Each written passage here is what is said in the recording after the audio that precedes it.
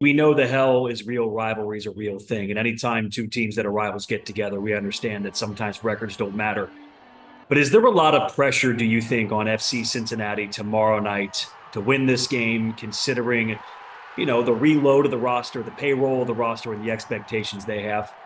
100% yes. And that comes with being a higher seed. That comes with finishing 1 point off the supporter shield. That comes with expectations of, like you said, designated players, salary cap, amount of money spent, type of players that they have, and also the fact that you have to go back to 2023, that comeback by Columbus in the Eastern Conference Final. That's also going to weigh heavy on the minds of the coaches, the players, and especially the fans. So until that 90 minutes is over and Cincinnati wins, they will be dealing with a ton of pressure. So 4-0 happened in game two. I'm curious, as a former player, what does 4-0 do to you? Does it create an edge, or does it start to create doubt as you look forward to game three? Well, I mean, I think every player will react differently to the last game. Some players are able to just toss it aside and say, listen, we lost. And it doesn't matter if we lost 1-0 or we lost 10-0.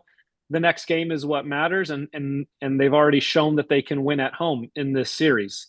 Some players will start to doubt for sure, and they will start to feel the pressure. And so I think it'll be up to Pat Noonan to choose his starting 11 wisely based off the vibes that he's getting from these players. You want the most confident players on the field, players that are able to block out all the noise, focus on what really matters, and moving forward. So I'll be very intrigued to watch the first 20 minutes of this game to see if there is a little bit of, if there are some players playing passive or some players playing scared in this game. That's going to be key. So FC Cincinnati gets this game at home, TQL Stadium, where they beat Columbus in game one. What are you zeroing in on Saturday night as what FC Cincinnati has to do to win the game in advance? There's a few things. I think they've got to have a better mentality than they had in game two. They did not approach that game as if it was an opportunity to eliminate your biggest rivals. I think they played that game early on as if it was just another game, and Columbus kind of punched them in the mouth and played a little bit more direct. So I think Cincinnati has to be ready for some more direct play, but I think overall they have to step into that game and be physical from the get-go, send a message not only to Columbus Crew but to their fans that they're there to play. And I also expect to see more out of Evander. Through two games, he has been a little bit disappointing. He has been a little bit um, I don't want to say shy, but he hasn't been on the ball as much, making the difference in the final third as I expected him to be. So if I'm Cincinnati's coach, Pat Noonan, I'm telling the players, find the Evander between the lines. Give him the ball, let him get on it as many times as possible, and trust in him and have confidence in him that he is our best player and he can make plays in the final third. You and I have had several of these discussions throughout the year, and we always come back to an Eastern Conference that feels deeper than it's ever felt before in Major League Soccer. Has there been anything in round one that has surprised you or jumped out to you as a storyline from round one that maybe you didn't expect?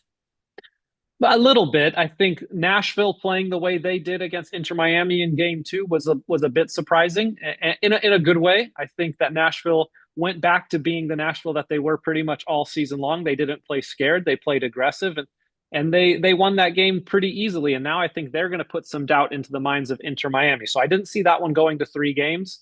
But now the games that have gone to 3 games, I think there's a lot of pressure on the home teams now. And so it's going to be really fun to watch.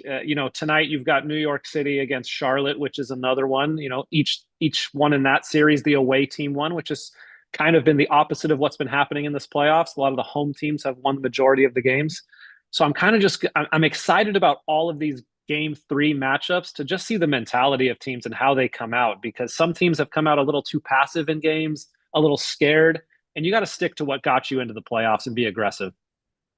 MLSsoccer.com had you publish before the playoffs what you said were your five top contenders to win it all, to win the MLS Cup. And FC Cincinnati was not in your five. Can you tell me why? I don't think they had a great end to the season, and I'm not sure that they have something to fall back on when the game gets tough, like against Columbus in game two. I see other teams around them have got the level, and then they've got a style of play, I think, that in the end, if things are getting tough, they start to rely on passing patterns out of the back. And I don't think Cincinnati has that. I think they have game breakers. I think they have difference makers.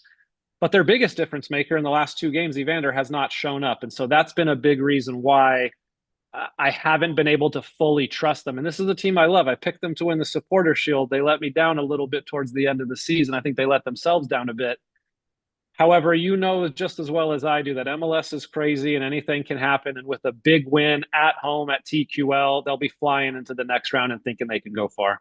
So they can still change your mind with a great performance tomorrow night. I think so. I think, Inter Miami's backs against the ropes. That's a tough one for them now. They were one of my favorites. I also have, Seattle, who's got their backs against the ropes. Vancouver and LAFC look very good. Feeling pretty confident in those picks that Vancouver or LAFC are going to win the West and get to MLS Cup.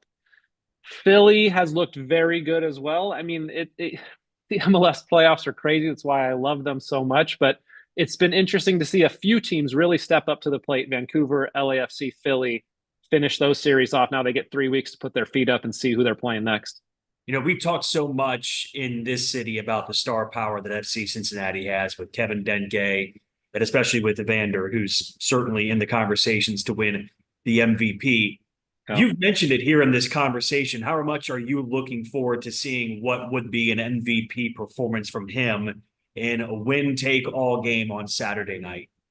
This is how you get remembered in places, is by big playoff performances when you show up when your team needs you the most. So trust me, we are all looking at Evander to have that type of performance in the playoffs, because we've seen it over the last couple of years in the regular season, but we have not seen anything from him in the playoffs just yet. And so it's pressure time. It's time for him to step up. I know that's hard to say. I was in that position. I played that same position. I played in these playoffs. And when you team lose, you feel it all on your shoulders because you didn't produce enough in the playoffs. So I know what that is like.